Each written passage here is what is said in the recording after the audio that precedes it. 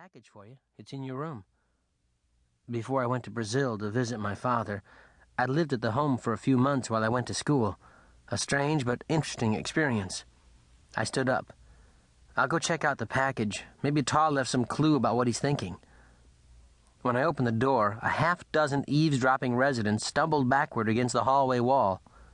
"Jacob," Mr. Clark said. "I didn't know you were back." As always, he had a strip of silver duct tape on the bridge of his nose to hold his glasses up. Not very stylish, but practical. "Welcome home," Mrs. Mapes said. She'd forgotten to put her false teeth in again. "Hello, everyone." They began peppering me with questions and comments. "Are you going down to get Ta? Will you stay here with us or go back to be with your father in that horrible jungle?" "I can't believe Ta left like he did. He hardly said goodbye." He gave me his spotting scope. "I miss him. It's not the same here without Ta." Okay, Pete walked out behind me. "Let's give Jake a little breathing room, folks. He just flew in from Brazil and needs to rest. There'll be plenty of time later for him to fill you in on his plans." Reluctantly, they stepped aside. I quickly walked down the hall to my room and closed the door. Despite my concern for Ta, I started to laugh. I hadn't realized how much I had missed my old friends until I saw them gathered in the hallway. They were all wonderful in their quirky ways. How could Ta leave them? Why did he leave them? The package was on the bed, an old shoebox wrapped in dinosaur birthday wrapping. Inside was a Hopi Kachina doll. I took it out and held it under the light. Kachina dolls come in hundreds of forms. Eagle, snake dancer, warrior mouse. The dolls are carved out of cottonwood root and painted. The doll Ta left was a beautiful wolf Kachina, and it looked relatively new. I wondered where he had gotten it. Certainly not in Poughkeepsie, New York. In the bottom of the box was a note written in Ta's almost undecipherable scrawl. "Jacob, sorry I couldn't wait for you to come back. An old friend needed my help. I'll be at Walpi on First Mesa if you want to visit. All my love, Ta." I wondered who the old friend was. Ta rarely talked about his past. What little I knew of his days on the reservation came from my father. My grandfather's Hopi name is Tawupu, which means rabbit skin blanket.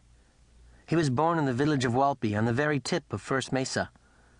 When he was born, his mother swaddled him in a rabbit skin blanket. Every time she took him out of the blanket, he threw a tantrum. So on the 20th day, during the naming ceremony, she chose to call him Tawupu. My father, Robert Lanza, known as Doc because he has a Ph.D. in animal behavior and hates being called Bob, was born on the Hopi Indian Reservation. When Doc was a boy, Ta moved him and my grandmother to New York City to get a job working on skyscrapers. As far as I knew, Ta hadn't been back to Hopi land since the move. A few years after Ta retired from balancing on steel I-beams 60 stories above the street, the rivets in his brain started to pop loose. Sometimes, when his mind wandered away, his feet followed, which had caused a number of problems. We moved him to a retirement home in the country near Poughkeepsie, where someone could keep a close eye on him. I wasn't about to let Ta wander around the desert in Arizona.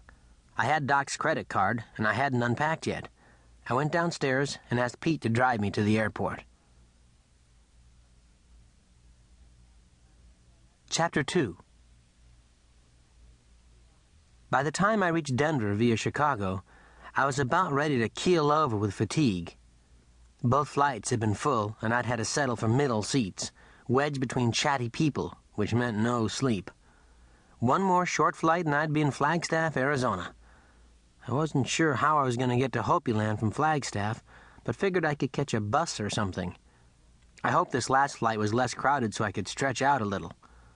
My row had only 2 seats. I sat down hoping that none of the people shuffling down the narrow aisle had the seat next to me. No such luck. An old man using a cane limped down the aisle and stopped in my row. "You'll have to put your cane in the overhead," the flight attendant told him. "Certainly." He put it in the overhead and looked at his ticket. "I think you're in my seat." Sorry, I had taken the window. I started to get up. "Don't worry about it," he said. "I don't mind the aisle. I can stretch my bum leg out better." He was a thin man with white hair and hawk-like brown eyes. He looked to be in